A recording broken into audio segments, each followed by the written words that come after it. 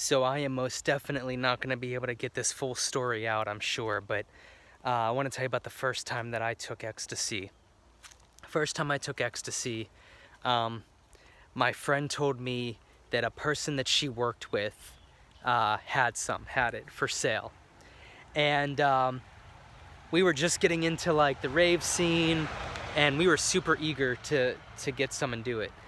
So we go to this Pizza Hut parking lot super late at night in Pittsburgh, meet the kid, we do the deal, no big deal. But then we noticed as we were driving away that we got capsules of white powder. And so when we got back to the house, or as we were driving back to the house, my friend texted the guy and was like, hey, these are capsules, and we wanted ecstasy.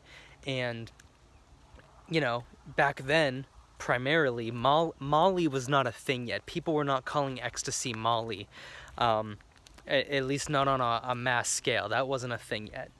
And so we had, I just walked through a spider web. And so we were expecting like little pressed pills that were like a fun color with a cool stamp on them of like a smiley face or a rocket ship or whatever. We didn't get that. And he said to us, that is ecstasy. That's MDMA. That's the pure stuff. He may have even called it Molly. I can't remember. But, we were like, are you sure? And it was the kind of thing where it was like, all right, he's given us a lot of reasons to believe him. And because of the relationship, there's context behind this that I'm leaving out. But because of the relationship and friendship, it was doubtful that this guy was going to rip us off or anything like that. So we take it, and we knew we had about 45 minutes, so we jumped in the car, and we drove down to the south side of Pittsburgh. At that time, the south side was pretty built up and pretty popular place to go. So as we're driving, for me, it started to kick in because I have a very fast metabolism. So it started to kind of go through my system, started to kick in a little bit, started to feel a little goofy. And I had never, remember, this is the first time, I'd never done it before, had really very little clue as to what to expect other than listening to a lot of happy hardcore and thinking that it must feel like what happy hardcore sounds like. We park, and I was in the back driver's side, so they flipped up the seat for me to get out, and as I put my foot on the pavement, it felt like jello, and it felt crazy. So, and I thought, oh shit, like I was a little bit nervous, I was scared, and I thought, well, I'm locked in now. So I get out of the car, and we parallel parked on the sidewalk, kind of down by the Dairy Queen. And we get out, we all kind of congregate on the corner for a minute because I think we were all starting to kind of feel it. We were laughing, and it wasn't intense yet. So we're laughing and stuff like that, and walk down the street to the Beehive coffee shop, which I heard just closed, I think this year or last year, so rest in peace, Beehive. But went there, and it was back when the Beehive had like 3 different storefronts. So, you walked in the original storefront, and then there was, over to the left of it, there were like 2 other storefronts, and there was a back patio. So we're sitting inside in the second room. We decided we wanted to go outside. So we go on the back patio, and we parachute a little bit more. I think maybe what we did was we didn't take a full capsule. We were parachuting a little bit each, like maybe a fourth each or a half each. So we did more, and things started to get kind of intense. We leave the Beehive, and there's this guy on a bicycle. Now this is an eccentric, artsy area of Pittsburgh anyway. So there's weirdos, there's artists, there's all kinds of tripped out people anyways at that time. So go outside, and this guy on a bike comes up to us, and he stops and he goes, "Have you seen Sylvia?" And that just totally freaked me out, in a good way. But I was just like staring up at him because I couldn't believe this guy was so trippy, and he was catching me at like the perfect moment and just totally freaking me out. So he was just a tripped out. I'm pretty sure he was real.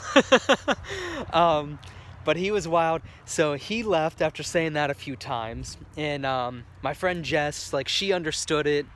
It was a reference to something, I can't remember what it was, a play, My Love, Sylvia, something or other, and I was pretty much rolling balls. So, and then these two girls come walking up, and they were super cute. They were much older than me, but they were super cute, and I was feeling it. So I was just like, oh my God, you girls are so cute, so beautiful, this and that.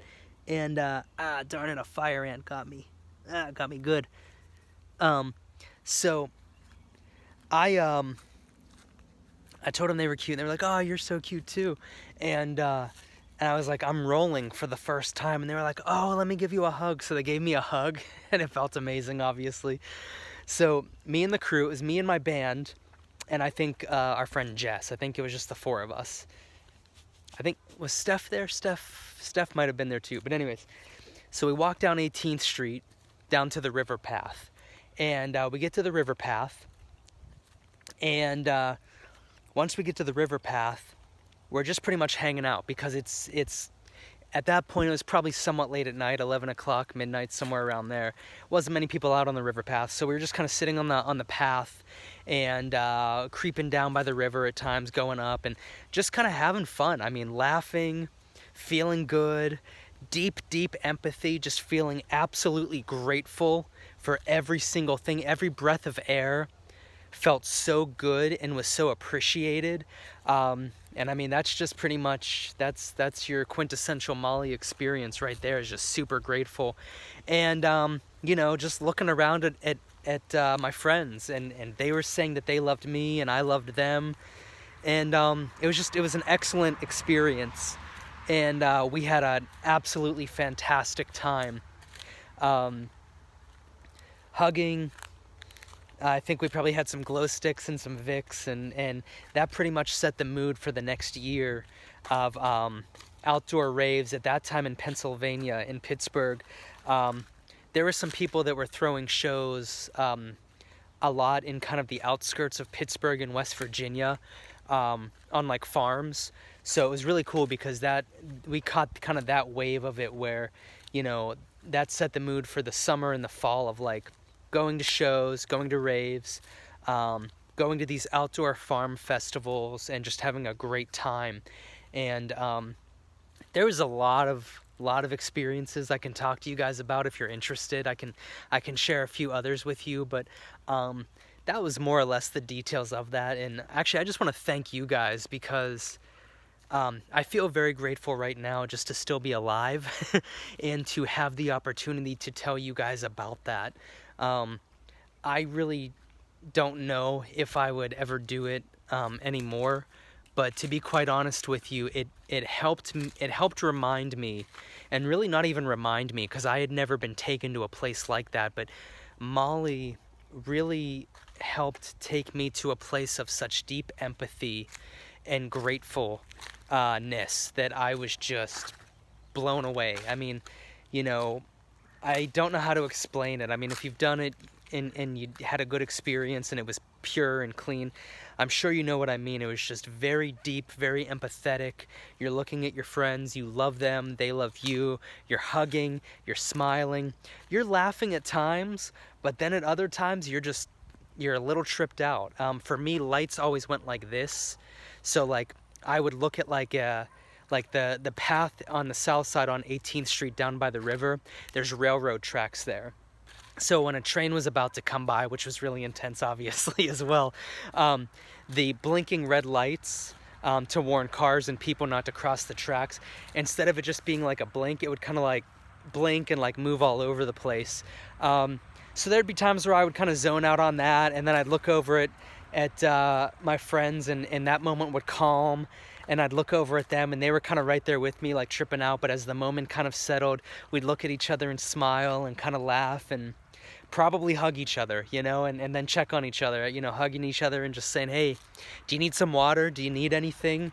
You feeling good? You feeling all right? And probably by the end of the night, as we were starting to come down, I wouldn't doubt it. It's really hard for me to remember, because we did this a few times on the south side, so the memories blend together a little bit. But more than likely, I bet you we ended up at Tom's Diner, having some pizza sticks, and just kind of taking a cool down, you know, just camping out in a booth, having some pizza sticks, or maybe thinking that we could eat pizza sticks and then not being able to, and then just making it home back to the South Hills of Pittsburgh and sleeping it off. Because, you know, that's the one thing I can say, for as fun as those times were, it really was for me only about a year, and it wasn't real often. I mean, I didn't get out of control with it, but I definitely got my fill in that year, and those times just had to end. Now, thank God they ended for me.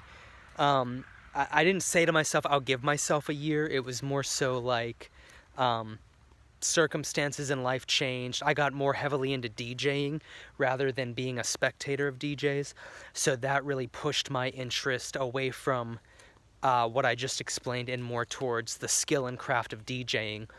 But so I naturally got away from it. But you know, it was very hard on the body. I mean, you know, you're sleeping a lot the next day, and I definitely always had kind of the post rave or post roll, post party depression of like you know, the feeling's gone. And it's such an intense feeling, such a good feeling when it's safe and good and pure. You know, it's just sad. You just feel sad, you know, because you had such a heightened experience. And I was almost going to say even more so when you're on that and at a rave.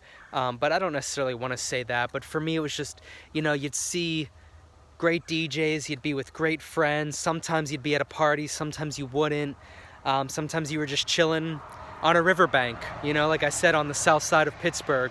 Other times you're at some festival and you're with good friends and loud music. But everything, you know, obviously every chapter closes, every event ends, every drug, you know, has you come down.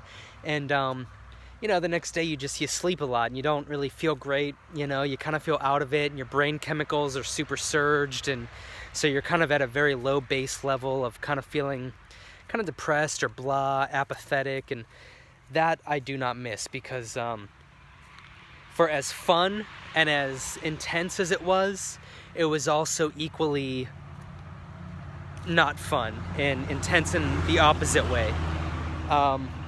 These are just my initial thoughts on Molly. I've always wanted to share that story kind of to the masses or whoever would be interested. I wish I would have documented it a lot sooner, when I still remembered more of the fine details, so we could have had more laughs about it, because there was probably a million mini stories in there that would warrant laughs and you know, things that you could relate to me about. But I'm sure that, you know, you picked up on some of the undertones. Not everything needs to be spoken to be heard, and I'm sure you saw it in my facial expressions and stuff that you know, if you know, you know, you know. So I love you guys, and I'll talk to you real soon. I'm very grateful for you guys, and I really just thank you for allowing me to share that today. I'll talk to you guys later.